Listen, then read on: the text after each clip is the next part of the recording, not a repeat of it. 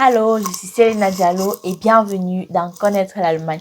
Aujourd'hui, une fois de plus, on accueille notre invité, Monsieur Alassane Fouapo. Bonsoir, Monsieur Alassane Fouapo. Bonsoir Selena Diallo, une fois de Euh, plus. Alassane t'a déjà accueilli pour une fois dans une vidéo sur la demande d'asile et cette fois-ci, on t'accueillera pour la vidéo sur les dangers du Dublin et comment réagir en cas de déportation. Je rappelle qu'Alassane Fouapo, c'est un Camerounais âgé de 29 ans, réfugié, Oui, vivant en Allemagne depuis aujourd'hui 2 ans et demi. D'après ce qu'il a dit dans la première vidéo. évidemment. Alassane, je t'ai connu Mhm. derrière l'article Die bewegende Geschichte des Alassane Fouapo. Cet article qui m'a énormément touché et j'ai tenu à te rencontrer. J'ai notamment lu que tu étais aussi connu des juges, que tu étais connu des lecteurs du journal Bild et que tu étais aussi connu par la police. Mais récemment, j'ai aussi entendu dire que tu as une association euh, qui aide les Évidemment. réfugiés. D'aide C'est aux quoi ton réfugiés, oui. association? Freundeskreis Flüchtlingssolidarität. Donc, si... Et nous sommes basés actuellement sur 4 provinces de l'Allemagne, à Stuttgart, à Essen, à Leipzig et à Brême. Donc, ça veut dire que si mes lecteurs, après cette Évidemment. vidéo ou après toute la série de vidéos qu'on aura à faire sur les réfugiés, ont encore des questions à vous poser, bah, ils pourront vous contacter par le biais de votre association et ils auront les réponses directement venant de vous. Évidemment, je pense, ouais. Ça sera une très bonne idée en tant que réfugié de me contacter puisque nous aidons tous les réfugiés. Et comme je sais que beaucoup vont me demander combien on paye derrière, il n'y a pas d'argent, hein. On aide juste dans des procédures judiciaires, des orientations. Et en cas de problème, on t'assiste avec un avocat, c'est tout. Wow, ok. Donc, raison de Mhm. plus en fait pour le contacter. Donc, Évidemment, je là, on pense entre que dans oui. le vif de la vidéo. Donc, Monsieur Alassane Fapon, dites-nous comment réagir en fait. Non, déjà, quels sont les dangers du blanc? Ok, évidemment, comme j'ai dit dans la vidéo précédente, quand tu as soumis tes empreintes à la vérification dans le système Eurodac de l'Union européenne, tu es contraint à une vérification du Dublin 3, la catégorie 3 dans laquelle on se trouve en tant que réfugié venant d'autres pays.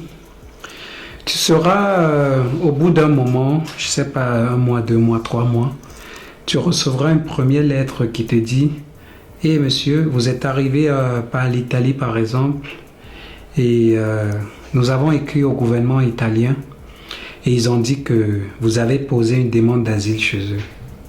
Généralement, on le fait pas à notre insu, hein.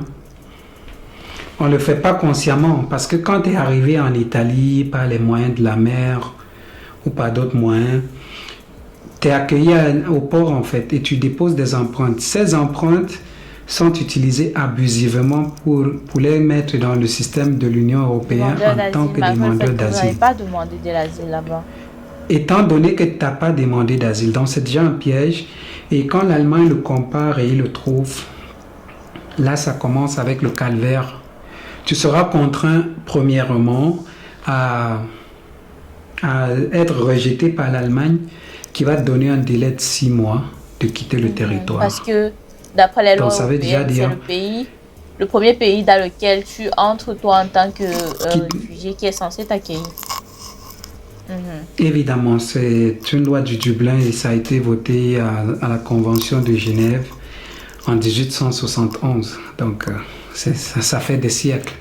Et là, ils ont dit, le premier pays où tu arrives en Europe, c'est là où tu demandes l'asile et c'est dans ce pays que tu dois rester. Malgré que la plus grande loi des droits de l'homme ne régit que l'homme a le droit de demander refuge dans le pays de son choix. Donc ça veut dire que ces deux lois sont en contradiction et abusivement nous sommes déportés. Voilà pourquoi, premièrement, quand tu reçois un Dublin, tu dois garder ton calme, essayer de réfléchir sur la démarche à suivre. Et le conseil que je donnerais aujourd'hui aux réfugiés, c'est que beaucoup se trompent quand ils reçoivent ce Dublin. Ils ne veulent pas faire de recours. Ils disent on va rester et on va essayer d'éviter la police pendant 6 mois. Vu que quand on t'a donné le Dublin, tu as une durée de 6 mois pour libérer le territoire.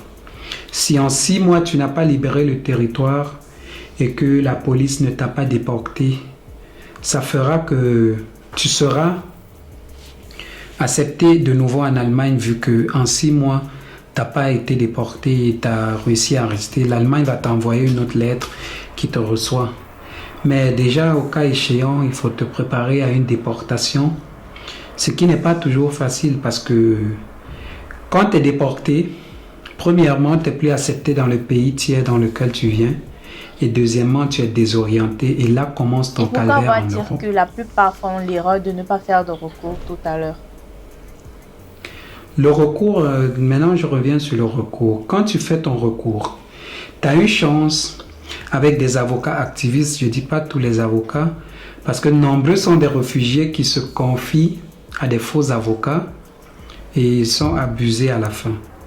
Donc quand tu te confies à un avocat qui est actif dans la situation des réfugiés, tu as une chance de vaincre ce Dublin à la cour. Tu as une chance de démontrer que tu as été maltraité dans le pays dans lequel tu viens et que voilà les raisons qui t'amènent en Allemagne. Et ça, on ne peut le prouver qu'en présence d'un avocat compétent qui se bat pour les droits de réfugiés. Et voilà, je viens au cas d'une petite publicité vous dire que c'est ça que nous avons développé dans notre association. Partir à la rencontre des avocats actifs et activistes dans la lutte des réfugiés pour les permettre de rejoindre la vocation et nous rejoindre dans notre combat. Et ils sont aujourd'hui nombreux dans notre association, ça fait que ce sont des avocats premièrement bénévoles qui luttent pour les droits de l'homme et l'intégration en Allemagne. Dans un premier temps, tu prends un avocat qui va essayer de te défendre en justice. Si tu réussis, tu restes en Allemagne. Mais ça n'arrive pas toujours qu'on réussisse parce qu'il y a des raisons plus grandes devant la loi et il y a des preuves plus difficiles. Par exemple, il y a des gens qui ont obtenu l'asile en Italie, qui ont obtenu l'asile en Espagne et qui ont décidé d'abandonner cet asile pour le refaire ici. Et il faut déjà savoir, quand tu obtiens l'asile dans un pays européen, ça va de pair pour tous les autres pays. Donc, tu es enregistré dans le système européen comme quelqu'un qui a déjà obtenu l'asile en Europe. Et c'est pour toi difficile de rester ici. Ça fait que peu importe le recours que tu feras, tu seras déporté. Pour le pays qui t'a déjà accepté. Donc, quand tu réussis à ne pas être... Évidemment. Ne pas être accepté en tant qu'asylant, c'est une autre chose. Là, nous devons faire la différence. Il y a deux manières. Premièrement, je parlais du Dublin. Et ne pas être accepté comme asylant, c'est une deuxième chose. Ça veut dire que nous nous battons d'abord pour la première chose, le Dublin, c'est-à-dire rester en Allemagne et être reconnu comme demandeur d'asile. Le deuxième palier vient après. Donc, dans ce cas, quand tu réussis à rester pendant les 6 mois, tu vas poursuivre ton intégration rapidement. Mais quand on t'a rejeté, tu es soumis au danger du Dublin. Ça veut dire déportation. Au bout de quelques mois après la lettre, on te renverra une deuxième lettre avec un choix multiple, avec une certaine connotation et des choix multiples à effectuer. On va te demander dans ta deuxième lettre, est-ce que tu veux libérer le territoire allemand volontairement? Ça, tu dois le répondre. Deuxièmement, on te demande si tu ne veux pas libérer le territoire et tu as des raisons. Là, tu dois cocher et donner tes raisons. Et troisièmement, on te dit, si tu ne veux pas libérer et tu n'as pas de raison. Donc, c'est à toi de voir ce que tu peux cocher. Moi, quand je l'ai eu, j'ai coché que je ne pouvais pas partir et j'avais mes raisons pour pouvoir faire un recours avec les avocats. Mais avant, je n'avais pas des avocats. Ça fait que moi-même, j'ai été déporté en Italie et je ne souhaite pas que ça arrive à quelqu'un d'autre. Voilà pourquoi... voilà le but de cette vidéo en fait. Pour conseiller, pour orienter. Donc déjà, quand tu as le Dublin, déjà, quand tu pars, tu t'enregistres dans un camp, dans un poste de police. Ça tu l'as dit dans la première vidéo. Évidemment. Tu pars dans un camp de réfugiés et tu as 6 mois pour recevoir le Dublin. Le Dublin, c'est une étape obligatoire, c'est-à-dire que tout le monde le recevra de toutes les façons, c'est ça? Évidemment, tout le monde le reçoit Donc, de toutes les façons. Parce que tu es arrivé dans un autre pays. Donc, de toutes les façons, tu as Mhm. minimum 6 mois pour recevoir le Dublin. Ça peut aller jusqu'à 1 an, mais minimum, c'est 6 mois. Et C'est 6 mois à pour partir du recevoir moment le où- Dublin. Et les exceptions se font... et à partir du Mhm.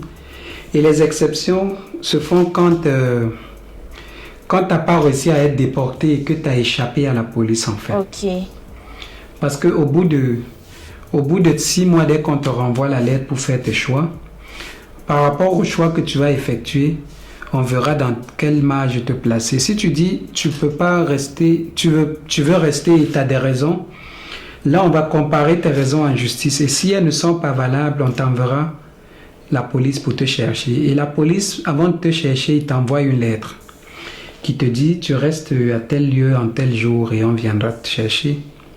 Ça veut dire, si ce jour ils t'ont pas trouvé, non seulement tu quittes de l'amende qui est de 6 mois pour libérer le territoire à 18 mois pour libérer le territoire. Et à tout moment, la police viendra. Et c'est en fait cette étape-là qui tourmente beaucoup les réfugiés parce que c'est une lutte acharnée où tu luttes contre un gouvernement et sa et passer les police. 18 mois. Ce qui n'est pas... Et passer Tu les dis? 18 mois, qu'est-ce qui se passe? Et passer les 18 mois, tu peux être reconsidéré comme demandeur d'asile en Allemagne. Ça dépend de ton recours et de l'avocat que tu as devant Ok. toi. Parce que d'autres, ils abandonnent les demandes d'asile et quittent complètement le territoire. Premièrement parce qu'ils sont découragés et parce qu'ils ont perdu la foi. C'est pas facile.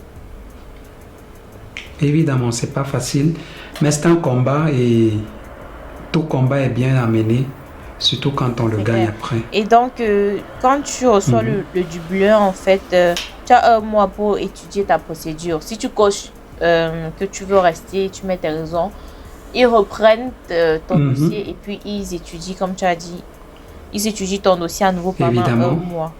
Et maintenant, si tu as un Évidemment. résultat négatif, tu as un séjour de 3 mois, c'est ça? Si tu as un résultat qui te dit, malgré, ouais, Négatif. Là, maintenant, tu commences avec les séjours. Là, déjà sur les séjours, quand tu as demandé l'asile, tu as un séjour de 3 mois, le temps qu'on étudie les autres procédures de ta demande.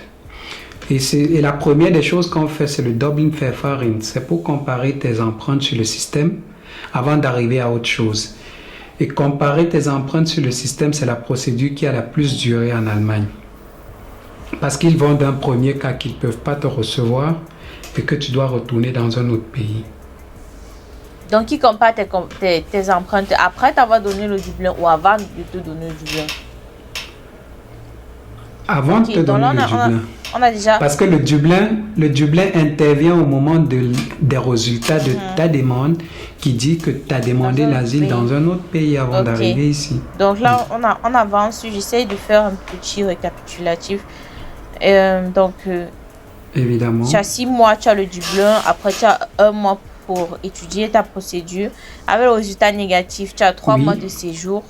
Et au bout de ces 3 mois de Évidemment. séjour, là, tu dois être parti. Si au bout de 3 mois, tu n'es pas parti, tu as encore tu as jusqu'à 18 mois de séjour. C'est ça. Et maintenant, si au bout de ces Évidemment. 18 mois, là, tu n'es toujours pas parti, on peut reconsidérer ta demande d'asile. Évidemment. Et donc, après le Dublin, en fait, tu dois gagner du temps. Mhm. Je vois ici. Et là maintenant, nous arrivons au moment de gagner du temps. Parce que gagner du temps, ça n'intervient pas dans les dangers du Dublin. Étant donné que l'Allemand doit, dans un premier temps, essayer de t'accepter en tant que demandeur d'asile sur le territoire, c'est qu'ils utilisent comme prétexte la Convention de Genève. Donc, ça fait que même si tu as étudié n'importe quelle procédure pour t'intégrer, ça sera, on dit souvent en allemand, hoffnungslos, ça sera sans espoir. Tu ne peux pas l'avoir tant que tu n'es pas accepté comme demandeur d'asile. Et je pense que ça sont les dangers du Dublin. Et pour éviter à ce Dublin, je ne pense pas qu'il y ait une autre solution Même si tu as réussi à te cacher 6 mois, tu peux réussir à te réintégrer. Mais si tu n'as pas réussi à te cacher pendant les 6 mois, tu dois être déporté et c'est à toi de voir si tu C'est 6 reviens mois ou ou pas. c'est 18 mois finalement? 6 mois quand tu es normalement resté et que la police ne t'a pas cherché. 18 mois quand la police est venue te chercher et tu n'étais pas sur place, là ils te mettent une amende. Ils te donnent 18 mois. Ils te donnent 18 mois de quitter le territoire. 18 mois à et partir quand du on te jour de donne les l'amende mois, ou quoi? à partir du jour de l'amende, donc tu redeviens, ça te fait en tout, plus les 6 mois que tu as déjà peut-être fait ou bien 3 dans ces mois, donc tu les additionnes à tes 18 mois, parfois tu fais 2 ans. Et pendant ce temps, le danger est que si tu n'avais pas été transféré dans un centre de deuxième accueil, là tu vas rester dans ce centre de premier accueil pendant 2 ans. Et tu n'auras pas de transfert. Et sur le compte social, sur le budget financier, tu seras resté à 135 € le mois. Parce que quand tu pars dans un deuxième centre d'accueil, tu changes aussi. Ton revenu change aussi. Tu changes de revenu et tu es dans les 350.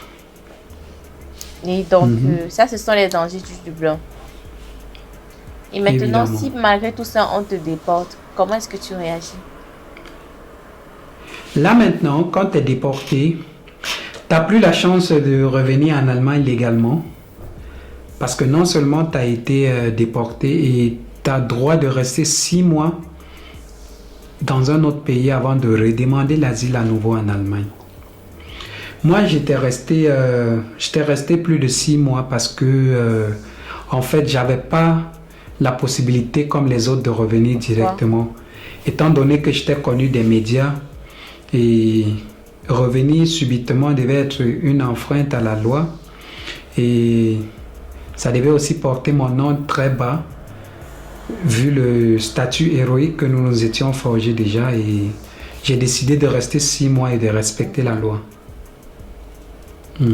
Et donc, là, au bout des 6 mois, tu as la possibilité de revenir en Allemagne. Au bout de 6 mois, tu as la possibilité de revenir en Allemagne et de redemander l'asile. Mais c'est toujours comme le premier cas. Là, tu redemandes l'asile, tu es resoumis aux empreintes et aussi longtemps que tu seras dans cette procédure, demande d'asile, empreinte Dublin, demande d'asile, empreinte Dublin, tu ne réussiras jamais à rester en Allemagne. Ça fait que pour réussir à échapper ce Dublin, parfois il y a des gens qui sont chanceux, mais la chance n'existe pas pour tout le monde. Il faut te battre avec un avocat à tes côtés. Voilà pourquoi déjà, d'entrée de jeu, quand tu es demandeur d'asile, il faut toujours être couvert par un avocat parce que les lois, ça se viole. On peut violer ta loi, on te déporte au Cameroun. Tu n'auras pas de revendication vu que tu es déjà au Cameroun. Et personne ne pourra te ramener ici. Donc, il faut toujours avoir un plan B qui te couvre, qui t'informe. Voilà pourquoi je conseille les avocats aux émigrés qui arrivent ici. Et si en arrivant ici, je sais pas, tu t'intègres très bien, tu arrives, tu fais des cours de langue, parce que je pense que dans vos centres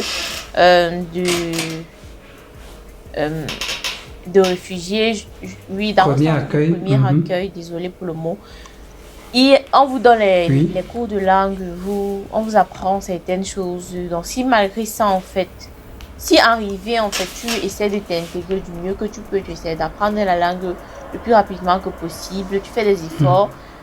Est-ce que tu as le droit même déjà de faire une formation quand tu arrives? Non.